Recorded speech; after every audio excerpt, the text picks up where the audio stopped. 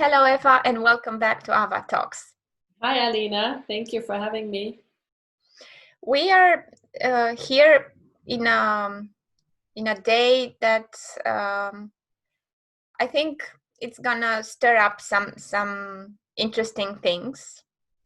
As the topic that we chose is a challenging one and a beautiful one at the same time.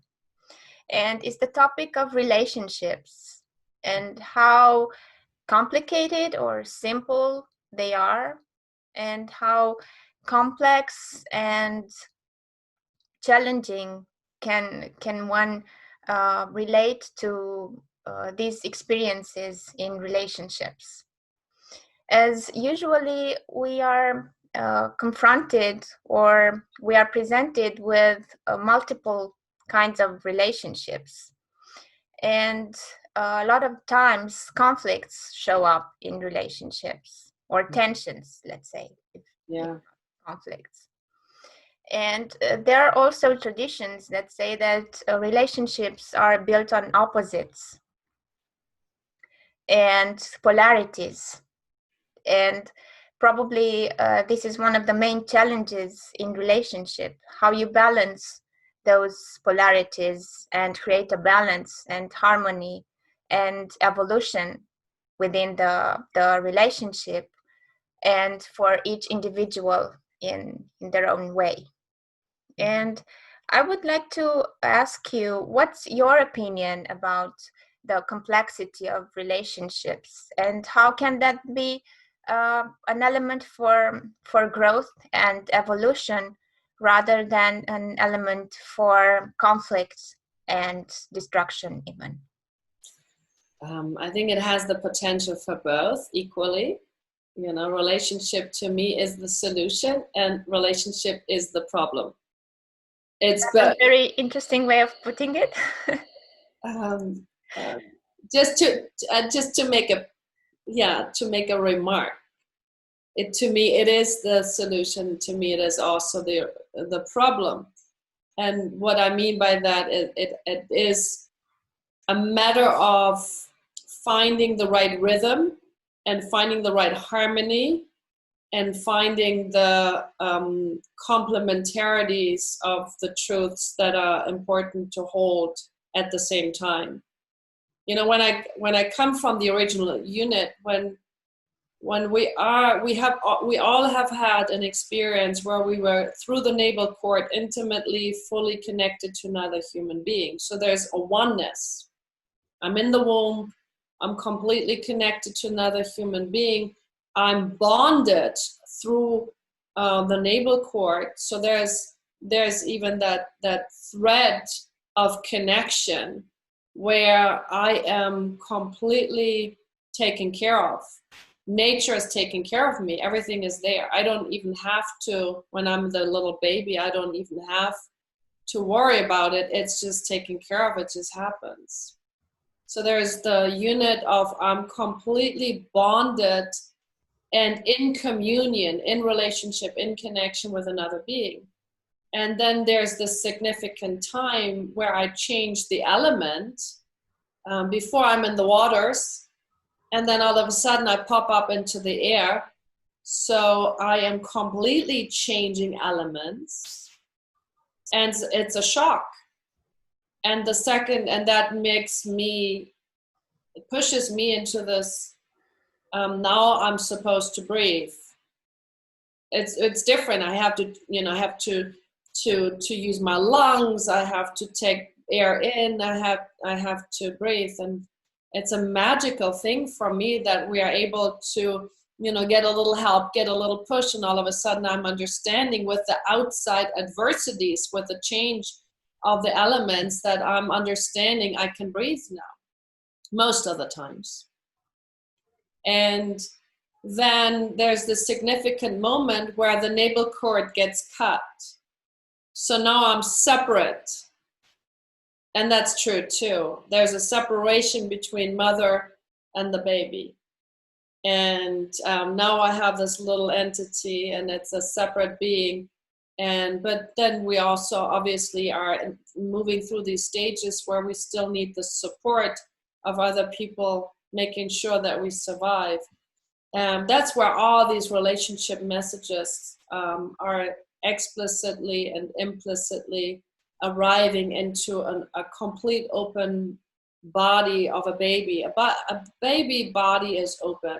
It's open holes, and everything we receive as messages and all the implicit and explicit messages are get in, and I make meaning out of what that means in terms of who I am as a person, who I become, what other people expect of me, and how relationship works.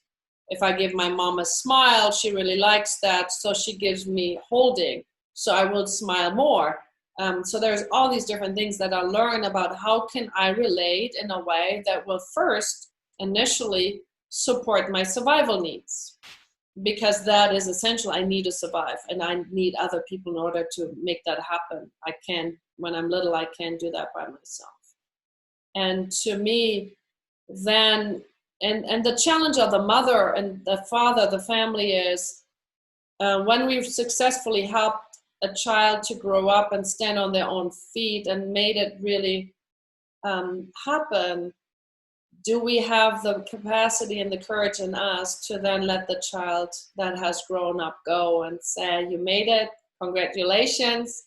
You may have gotten some good things, you may have gotten some things that you're questioning, but this is all we got. And what is incomplete, please go forward and look for other models so that you can learn something new that we were not able to hold for you. Usually we don't really have a communication tradition to support that, but the challenge for the family is, can we let our grown-up kids go to go on their own journey, or are we holding still on to this invisible navel cord and saying you're still in connection with us? And sometimes and that, I think that another thing that shows up is the parents' journey, from the state that the baby is still in the womb, and then them getting the role of the parents by the birth of the baby, and then going the whole way through the journey until the little baby becomes a grown-up. Mm-hmm. And they need to change maybe the roles again, and be not the parents of a baby or a child, but the parents of a grown-up person. Absolutely. And there are journeys, parallel journeys for the mother, for the father, and for the child that are combined in the relationship in the family. Absolutely. I mean, I playfully said it's the problem and the solution at the same time. It really is a dance of multiple factors. I mean, I have to bring my own self in the best way that I know myself, and that's a challenge, a whole big challenge in itself. How much do I really know myself intimately, in a way of being the best version of myself? And so that's the whole area of self-growth and self-development, or coaching, self-actualization, where people are, seeking support in order to really get to know themselves on this internal journey. And there are different models. For example, in the Satir model, we have an iceberg model as the levels of experiences, where you can learn to more and more understand what is going on inside of your body when all these different emotions come up, or I'm having trigger feelings, and I'm feeling confused. There's all these things, and it does take a lot of knowledge about our own self to really fully show up in a moment in time. So that's one part of the show, which is already in itself very complex. And then you have a second person that is part of the conversation when I'm talking about relationships. So here's somebody else, and they bring their own challenges, they bring their own ideas, they bring their own relationship understandings, their own ways of having grown up.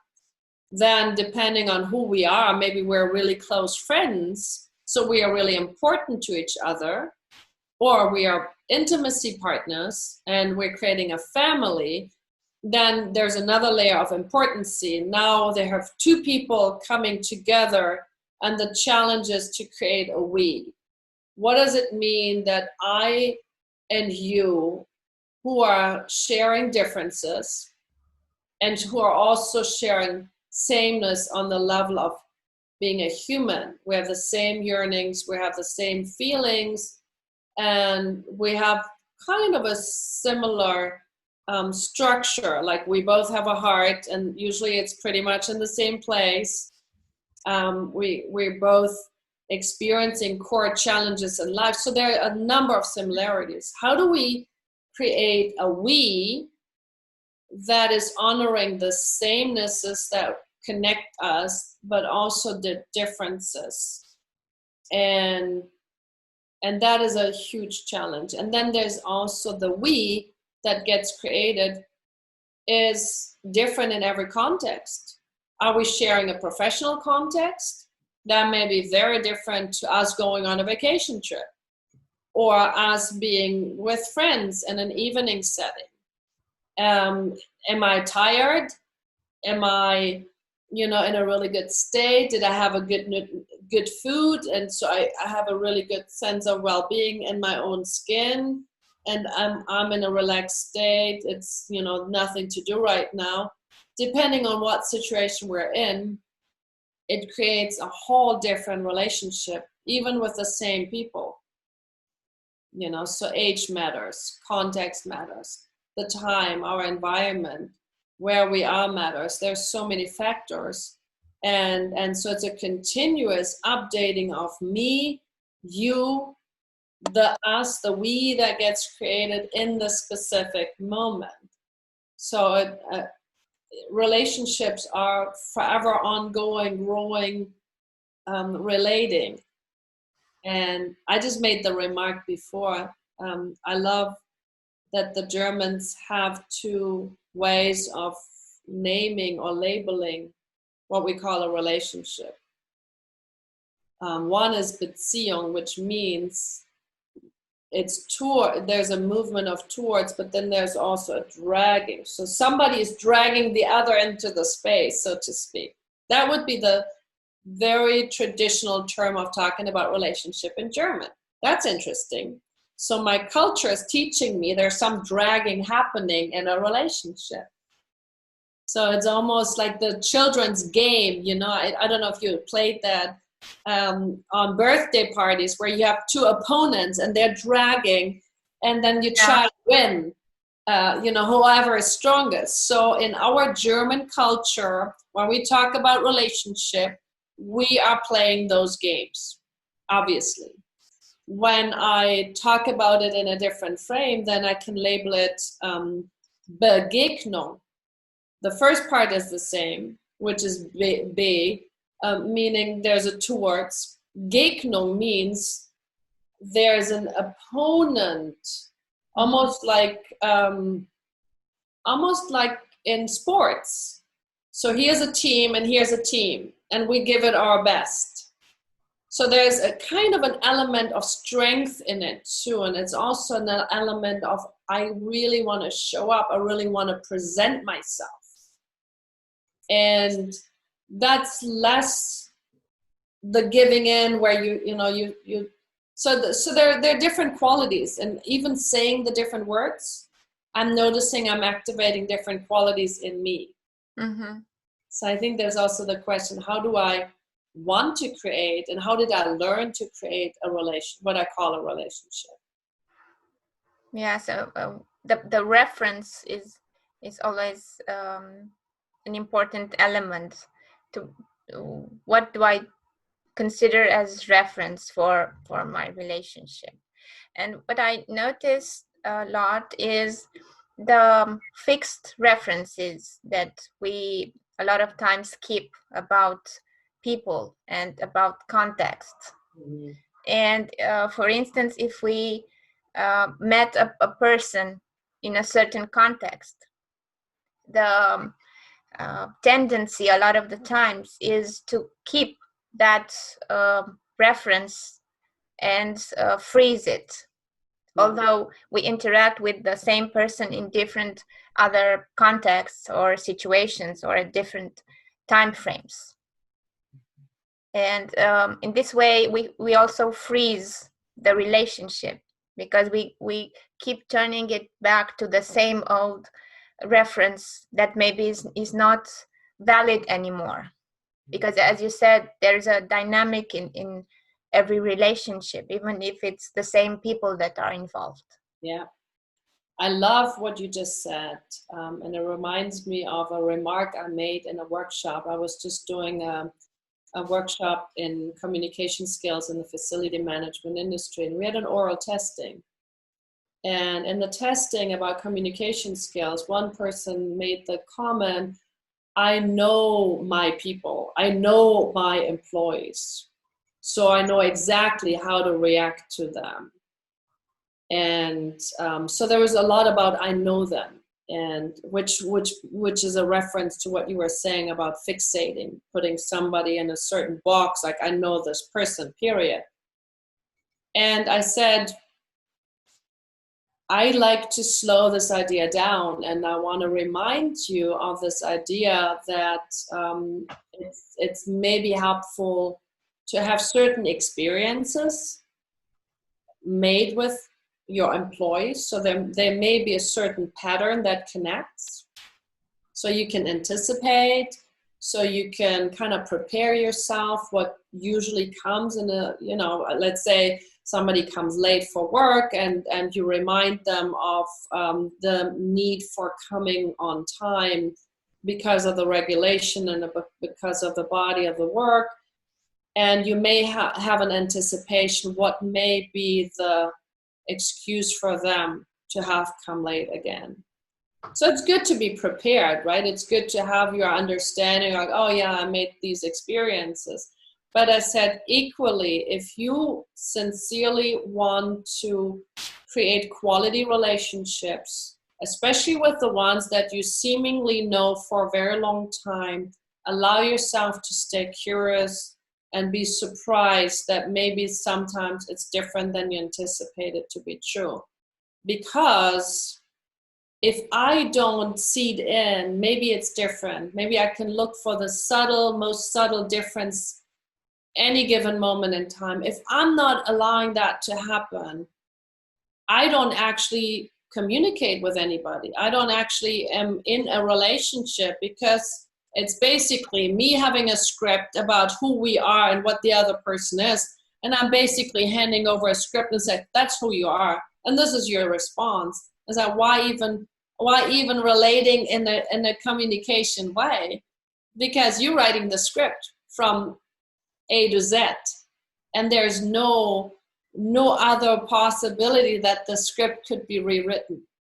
And if we want to improve and rewrite and be really in the moment and be fresh, what I like to say in life, I have to allow myself to let go of the script, be surprised by the others, and take in information, take in feedback, and then from that place reorganize how I want to respond to it. So I'd like to differentiate between reaction and respond. Reaction means I know what's going to happen, and I'm in the need of survival. I react a certain way, and it comes from coping, it comes from the need for safety, and it comes from a written script. It's automatic. But when I slow things down, when I allow to take a pause and really take in what I'm hearing and sensing and feeling from the other person coming, there's a possibility in me that I can update my own script, so to speak, and then respond to it and said, oh, wow, my script was originally that you were Facebooking forever again, and you were just sleeping in, and that's your usual script. But wow, I'm hearing that your grandmother had the virus and that you had to take care of bringing her to the hospital or whatever the case is. And well, I'm so sorry to hear that you were struggling with something in your family. I mean, I have to find appropriate responses because maybe my usual is, oh, this person is coming late because they don't know how to watch their time and go to sleep at the right hour, and here some emergency happened. I want to respond to the emergency in an appropriate way. Yeah, and maybe the potential risk in putting people in boxes and projecting frames is to encourage the development of that frame for a longer period of time than it was necessary. Because if let's say that the person expects the boss to behave and to see him in a certain way, why should he or her want to change that? Mm-hmm. Because it's the same old reaction that they get, and even if they try to change, it's not visible enough to make a difference. And Yeah. encouraging a pattern that is not useful for any of them, Mm-hmm. but it's going on a lot of times. Yeah, totally. I mean, I think those are like the two opposite truths too, right? That we can hold in relationships. It is true that the past is a good predictor for the present and future activities. So whatever I learned from the past in the relationship, I can probably predict that to be happening as an ongoing pattern, because similar to my blouse, there's a repetitive patterning happening in relationship, especially in relationship of importance. You find a lot of times when you look at a family map about the lineage that, for example, in my family, there's Valentine the first, which was my grandfather, and then the name they gave my father was Valentine the second. So so there's senior, there's junior. I was supposed to be the third. So sometimes we make it visible by passing on names. Yeah. If you have a family-owned company, there's an expectation. I've founded the company, you take it over, and then we pass it to the next generation. Some of them are explicit relationship expectations to continue a certain pattern that we call a lineage then. But there's also other things that keep happening. Maybe I'm realizing, wow, I found myself in a relationship with an alcoholic. Wow, how did that happen? I look back and I'm noticing, oh, my mom did the same thing. Oh, and if I look back, the same thing happened the generation before. A lot of times you find even unhelpful patterns connecting. It's like a passed on relationship skill, if you wish. We're staying on a certain track. So there is a predictor of whatever behavior I have noticed in the past. I probably can predict that to be happening again. And the other paradoxical truth is equally true. It may be different this time. There may be an interruption in the pattern, because a lot of us are seeking to grow beyond certain things. So I'm trying out different things, and then it's important, especially when we think about couples, maybe couples doing couple therapy and hoping to interrupt the pattern. Then there's a big challenge where I will have to be open enough to also notice the slight little difference that will make a difference, and where I can sense, oh, here's not the exact same thing happening. Here's something happening just a little bit different. And that's an opening for us to create a new dance. So there is the pattern that probably will repeat itself. And that's very strong because it comes in learning. And most of the learning is passed on for many generations. So it's been in the nervous system for a very long time. But then there's also the potential, stay curious that something new can happen, because if we want to improve our relationship, we also want to be open that something new will happen and be introduced in the relationship to be lifted to a new element.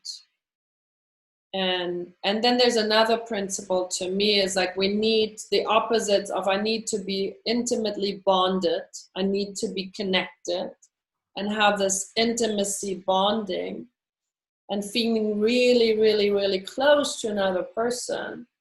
And then there are different ways to exercise that. So it could be a beautiful conversation that's very close, can be, through a hug, or, can be through other ways of being really close to each other. But then there's also the need for, I need to have my own space. I need to have that navel cord separation and really feel I can be my own unit self. And that is separate and differentiated and other than you. And I don't have to be threatened by that.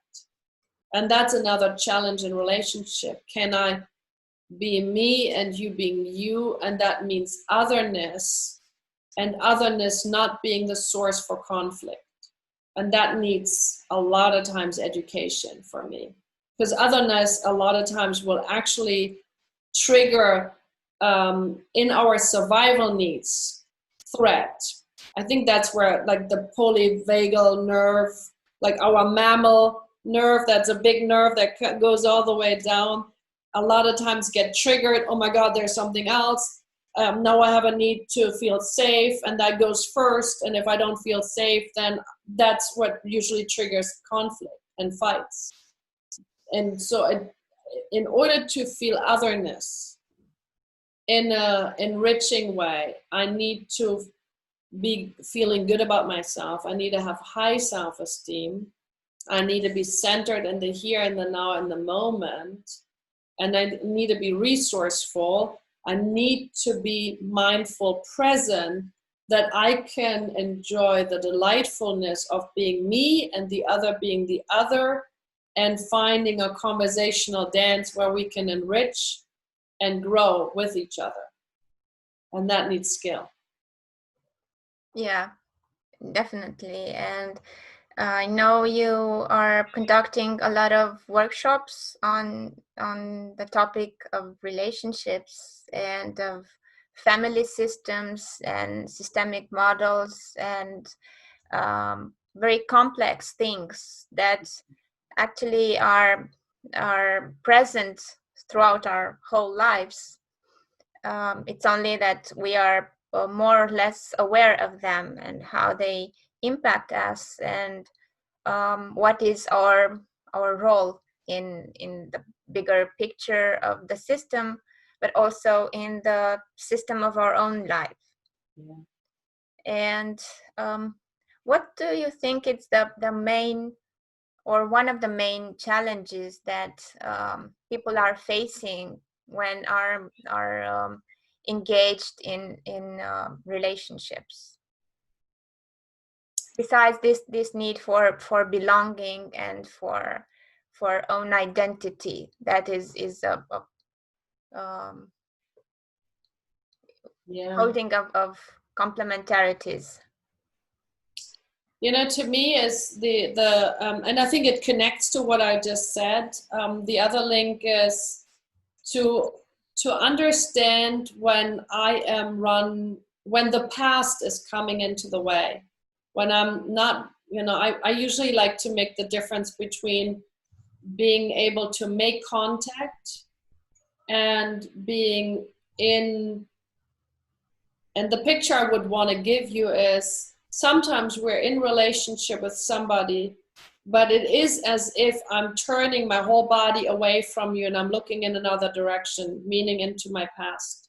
I see you, but as I see you, something in me automatically happens, and internally I'm turning my whole body away from you and I'm facing in another direction.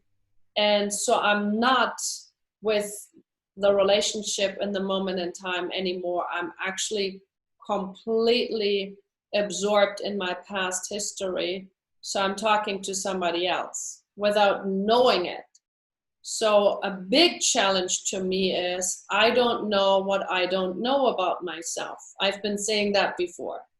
And I only know what I know, meaning every relationship can activate something I know about other really important relationships. And whatever is unresolved in my family, unresolved in my own self, will give me the potential that you trigger something in our relationship and I will time travel back into my childhood experience, and where I am most in connection with is not with you, but is with my struggles that I haven't resolved yet. And a lot of times it's completely unconscious. I don't even know I'm time traveling. I don't even know that I'm facing a challenge that I haven't resolved. What I'm noticing is there's a body in the house, but I'm not there. It's like the picture that Virginia Satir sometimes likes to give is we have a little person in a big body. Mm-hmm. So my big body is showing up. My little person is very much absorbed in another story as I'm in physical space or in connection with you. And it seems as if we're having a conversation, but the conversation has little to do with the two of us. Has much more to do with the projections, with the filters that are coming layers and layers into our conversation. So we're both basically talking in a projection of each other and not to ourselves. And that's where the whole set of family reconstruction work comes in. How is my past coming into my present and stopping me from actually having a really honest and truthful connection? That's one layer. And it also may be, I'm looking at you and you have this gorgeous beauty, and I may feel jealous. I may feel I'm not as gorgeous as you. So I'm confronted with my shadow part of I was never accepted as this beautiful person or something like that. So I may see something in you that I really wanted, but I never felt I had. And that makes me not feel good about myself. So I'm little in my self-esteem. My self-worth is diminished. I see something in you I want, but I can't, I don't have the tools yet to talk with you about it. The great version would be, Alina, there's something in your presence as a person that I so love and I so admire. And you're a really good model for me. And I want a little bit more of that. And I would like to learn from you and bring that into my light as well. So thank you for modeling this beautiful presence that you have. And I cannot even put the words to it, but you bring it. And so I want to learn from that. That would be a skillful way for me to say, I'm seeing something in you that I would like to have in me more, and I want to learn from you. But if I learn to, I cannot share those things. It's not okay to feel a little bit jealous or a little bit, wanting something that other people have. Then I cannot express that. What happens then is I may have to make you wrong. I may have to say, oh, I don't know, she seems to be very arrogant, and I don't know what that is. So I project something to you, but it has a lot to do with me. There's an effect they call Spinoza effect, and sometimes it's talked by the rule, what Paul says about Peter says more about Paul than about Peter. So I may say something about you, but that says everything about me and nothing about you. Mm-hmm. Those are, those different projections that I haven't owned yet. And that's the whole layer of self-discovery and learning about my own incompleteness. And the tool that we usually use in the family systems work is parts party. So I work with my likes and my dislikes, and I bring them into a harmony of owning all my many faces and getting to know myself better so that I can be best reflected from other people and see myself in their mirror. Yeah, I think this is a really, really powerful and insightful instrument of self-development, and leads to a lot more balance in relationships, because it's prevents the projection phase from coming in, and treating people as projections and not as they really are, and taking their appearance and their actions for what they are, or at least witnessing them from a centered approach, rather than feeling either defensive or vulnerable, or feeling the need to attack them in any way as a coping mechanism. Yeah. And to validate our own abilities. Let's say we project negative things on the others, so that we look a little bit better than than everybody else. So and this, and what you said earlier, and this is one of the valuable, the great things that I find in your work, is this systemic approach, not only to the outside relationships, but also to the inner relationships, that I think are less seen as systemic. And when people think about systemic work or systemic thinking and so on, they pretty much relate to outside and to visible things rather than internal.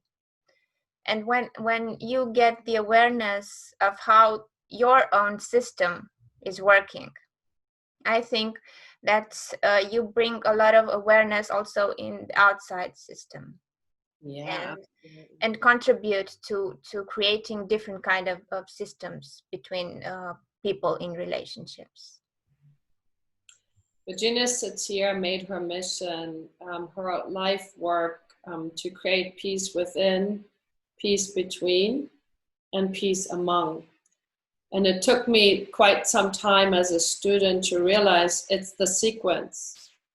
It's peace, creating peace within as a first commitment, and which will then allow peace with, do my share, if you wish, to create more peace between.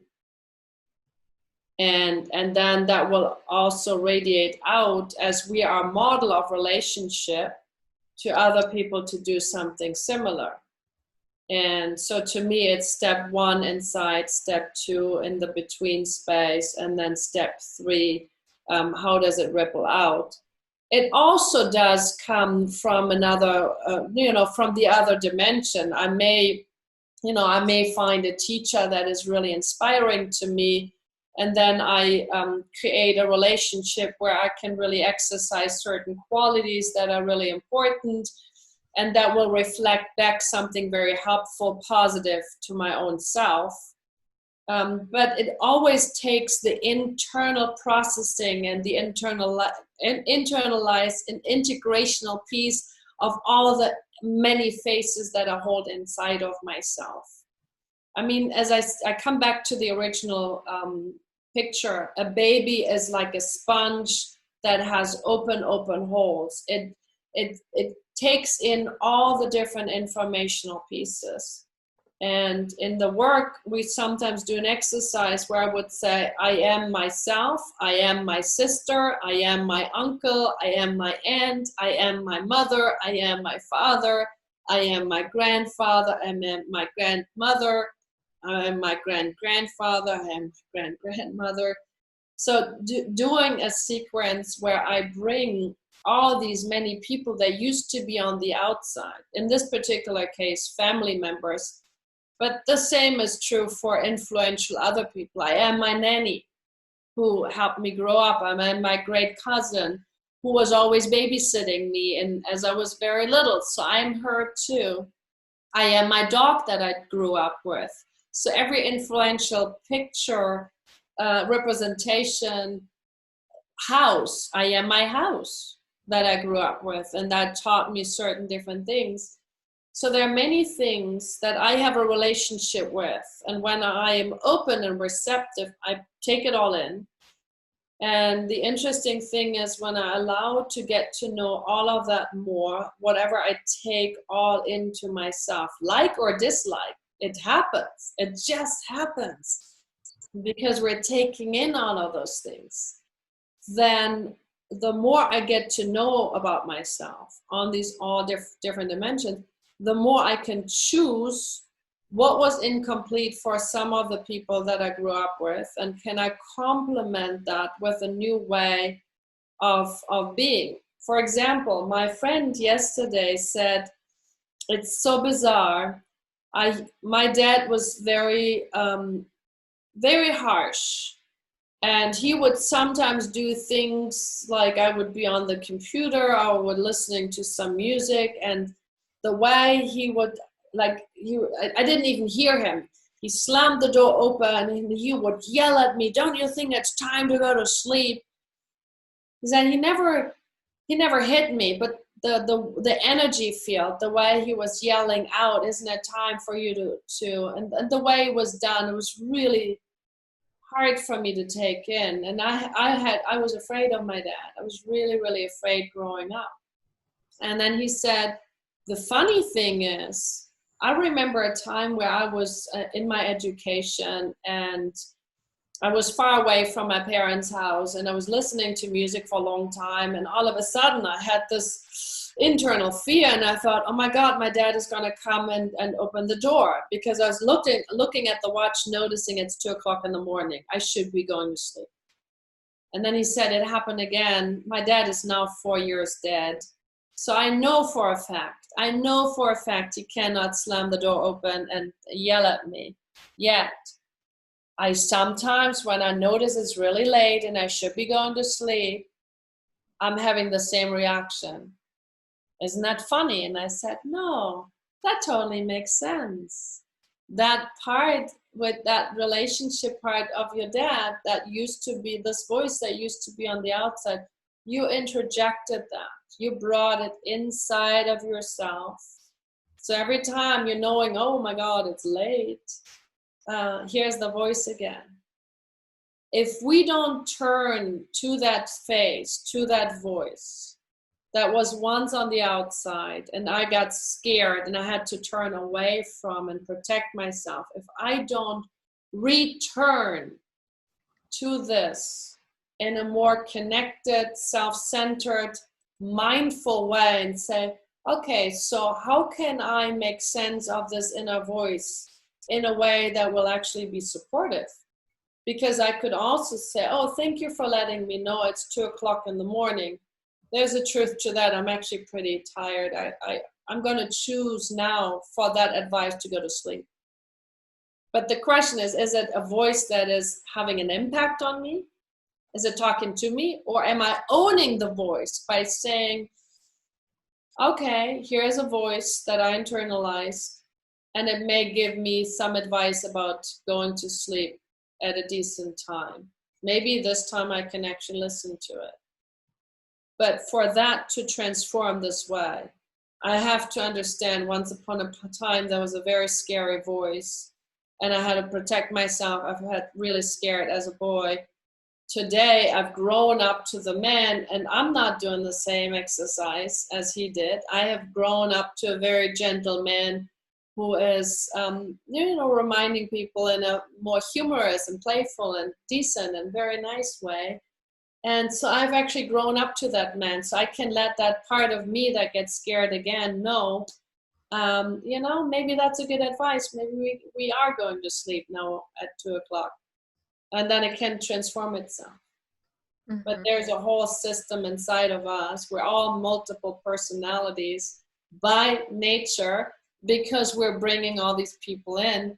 And some of it needs a little bit of transformation. That's where the work comes in. That's where I do relationship pieces of outside, inside, inside, outside. Mm-hmm. Yeah, and I know that you do this so beautifully in your workshops, and actually you train people how to develop those skills to do that for themselves in real life situations after leaving the workshop. broom, and not just thinking about it as a fixed contextual reference, but taking that skill and living it in their daily lives.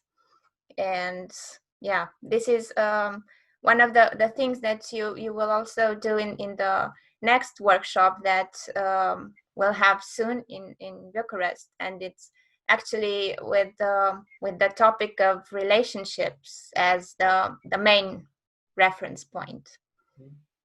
Yeah, and I'm really glad that that you accepted the invitation. And yeah. Yeah, you know, I'm excited that we are doing it with the combination, with the connection of mindfulness and relationship, because to me that is the key. Relationship happens all the time. Then the question is, what's the quality of the relationship?